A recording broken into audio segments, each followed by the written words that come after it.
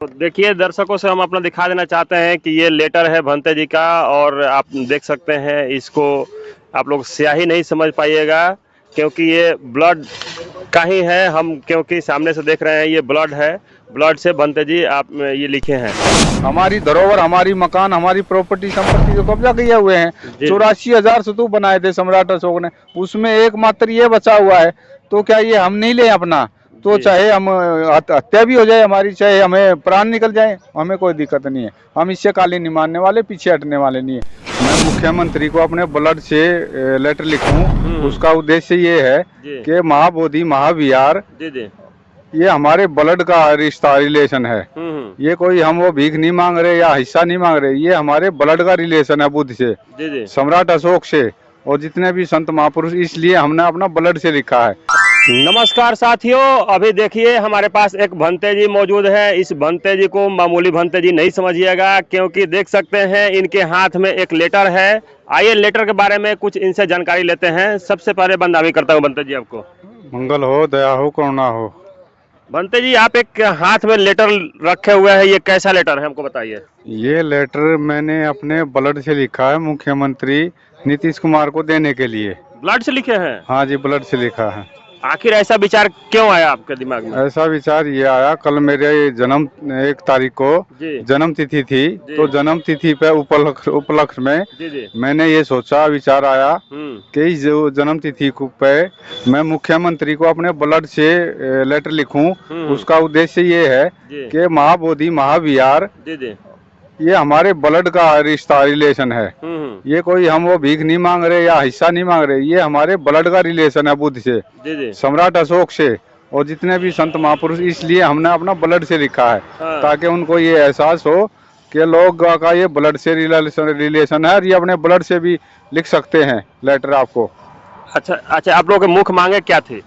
हमारी मुख्य मांगे ये है, बीटी एक्ट 1949 को रद्द किया जाए और महाबोधि महाविहार भारतीय बौद्धों के सुपुर्द किया जाए, उनके हवाले किया जाए। ये उनकी धरोहर है, उनकी संपत्ति है, इसलिए मैंने ये लिखा है।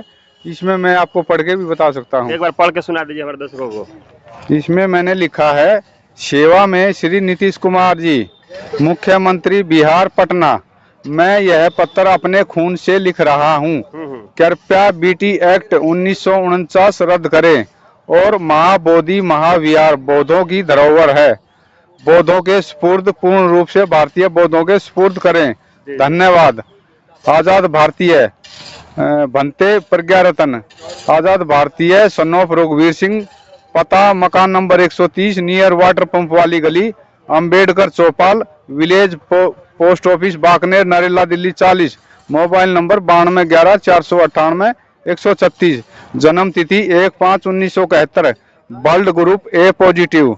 जय भीम, नमो बुद्धस्य।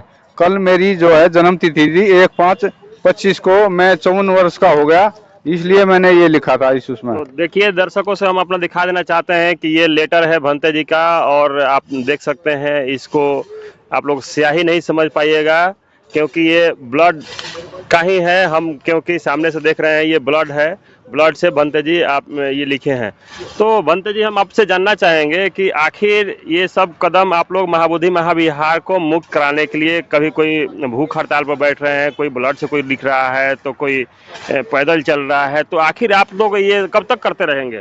जब तक ये हम महाबोधि महाविहार हमें नहीं मिल जाता। ये हमारी धरोहर है, हमारे पुरखों ने बनाई है और तथागत बुद्ध के हम वंशज हैं, सम्राट अशोक के वंशज हैं। तो ये जिसकी संपत्ति है, जिसकी धरोहर है, उसको मिलनी चाहिए। उस टाइम जब ये 1949 एक्ट बना, उस टाइम बौद्धों की संख्या नहीं थी इतनी। जी जी। आज बौद्धों की संख्या प्रतिदिन बढ़ती जा रही है। हजारों हजारों लाखों लाखों लोग दीक्षा ले रहे हैं और अपना पुनः बौद्ध धम्म में वापसी आ रहे हैं। तो इसीलिए बौद्धों की जो हमारी 84,000 स्तूप बनाए थे सम्राट अशोक ने। अब बड़े दुख की बात है कि हमारे पास सिर्फ एक ही है, महाबोधि महाविहार, और वो भी हमारे पास नहीं है। उसमें भी 4 गैर बौद्ध हैं और 4 बौद्ध हैं, और फिर बौद्धों की उसमें चलती नहीं है। तो अगर ये बौद्धों को वो मिल जाएगी, बौद्धों की संपत्ति। बनते जी हम जानना चाहेंगे कि कोई भूख हड़ताल कर रहे हैं, कोई ब्लड से लिख रहे हैं, आखिर आप लोग अपना नुकसान अपने कर रहे हैं? ऐसी स्थिति में तो आप लोग की जान भी जा सकती है, आप भी ब्लड निकाल के वही कर रहे हैं। एक बात बताओ, जिस टाइम अब मैं आंसू आने को हो रहे हैं, जी हमारी जो धरोहर है, हमारे पूर्वजों की धरोहर है, जो हमारी संपत्ति है, जी हम उस जान का करेंगे क्या, उस खून का करेंगे क्या, उस जीवन का करेंगे क्या? व्यर्थ है। हम नकली बन के घूमेंगे, वो फिर हमारा सम्मान कहाँ है? हमारी धरोहर, हमारी मकान, हमारी प्रॉपर्टी संपत्ति जो कब्जा किए हुए हैं, जी 84,000 स्तूप बनाए थे सम्राट अशोक ने, उसमें एकमात्र ये बचा हुआ है, तो क्या ये हम नहीं ले अपना? तो जी चाहे हम हत्या भी हो जाए हमारी, चाहे हमें प्राण निकल जाए, हमें कोई दिक्कत नहीं है। हम इससे काले नहीं मानने वाले, पीछे हटने वाले नहीं है। अब ये आंदोलन खड़ा हुआ है और 134-35 साल से ये आंदोलन चला हुआ है। तो पहले किसी कारण से ये वो रहा, लेकिन अब जो है ये आंदोलन खत्म नहीं होगा, पीछे नहीं हटेंगे, हम अपना लेके रहेंगे। ब्लड तो क्या, हम अपना पूरा जीवन इसमें, अपना जान भी इसमें दे सकते हैं, त्याग सकते हैं। ये चीज है। तो अंत में सरकार से क्या कहिएगा? अंत में सरकार से ये कहूँगा कि सरकार से निवेदन है, प्रार्थना है कि ये बौद्धों की संपत्ति, बौद्धों के धरोहर, उनको सम्मान से, और अभी हमारी बुद्ध जयंती आ रही है 12 मई की, तो बुद्ध जयंती तक अगर हमें दिया जाए तो आपको बहुत बहुत साधुवाद, और हम आपको बहुत बहुत धन्यवाद करेंगे। और मैं आपकी चैनल के माध्यम से, और जी जहाँ तक मेरी आवाज़ आ रही है, जी जी उन सभी से आग्रह करता हूँ ये वीडियो शेयर करें, और इसको जहाँ भी मतलब नीतीश कुमार जी हैं, प्रधानमंत्री हैं, राष्ट्रपति हैं, उन तक ये वीडियो पहुँचे, और इस पर जल्दी से जल्दी वो हमारे को सुपुर्द करें, हमारे इसको संज्ञान में ले और हमारे सुपुर्द करें। मालूम तो उनको सबको पता है, जी, बिल्कुल बिल्कुल पूरे देश में नहीं, विदेशों में भी धरने प्रदर्शन है। जी जी जी तो अब ये है कि हमें जो है ना कदम उठाना पड़ेगा, और आगे जाके और सख्त हमें कानून वो बनाना पड़ेगा, नियम। ये अगर ये धरने से इससे नहीं मानते तो हमें और बड़ा आंदोलन करना पड़ेगा, ताकि भारत की पूरे बौद्ध लोग यहाँ हो, बोध गया में हो। बिल्कुल बिल्कुल तो हमारी मांग जो है वो जायज है, 1949 बीटी एक्ट निरस्त करे, और बौद्धों की धरोहर, बौद्धों की संपत्ति बौद्धों के हवाले करें। मंटू जी, हमारा यही कहना है भाई। चलिए, बहुत बहुत धन्यवाद भंते जी। आपका भी बहुत बहुत धन्यवाद, बहुत बहुत साधुवाद आपका। जय भीम, नमो बुद्धस्य। जय भीम नमो बुद्धाय। तो देखिए, ये भंते जी थे, ये अपने ब्लड से ये लेटर को लिख के मुख्यमंत्री को देने जा रहे हैं। मैं आपको बता दूं कि बोध गया में महाबोधि महाविहार को मुक्त करने के लिए आज 80 दिन से बौद्ध भिक्षु धरना पर बैठे हैं, लेकिन 80 दिन हो गए, सरकार के कान तक अभी तक जू नहीं रेक रही है।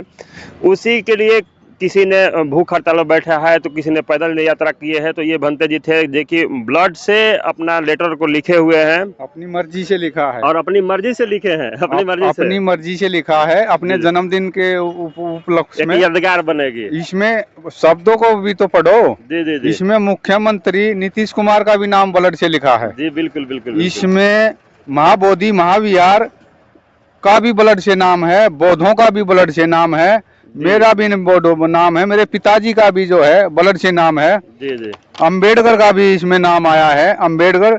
और इसमें नमो बुद्धस्य, जय भीम भी आया है। इसमें एक एक शब्द को अगर गहराई से देखोगे तो हमारा ब्लड से रिश्ता है। तो देख सकते हैं, इस तरीका के लेटर लिखे हैं भंते जी। तो देखिए, कहीं ना कहीं भंते जी के या जितने भी बौद्धिस्ट विचारधारा के लोग हैं, उनके दिमाग में ये है कि महाबोधि महाविहार हमको किसी भी हालत में हमें चाहिए, इसलिए ऐसे ऐसे लोग कदम उठा रहे हैं। बाकी आप लोगों की इस वीडियो पर क्या राय है, अपनी प्रतिक्रिया जरूर दीजिएगा। सभी साथियों को नमो बुद्धाय, जय भीम, जय संविधान।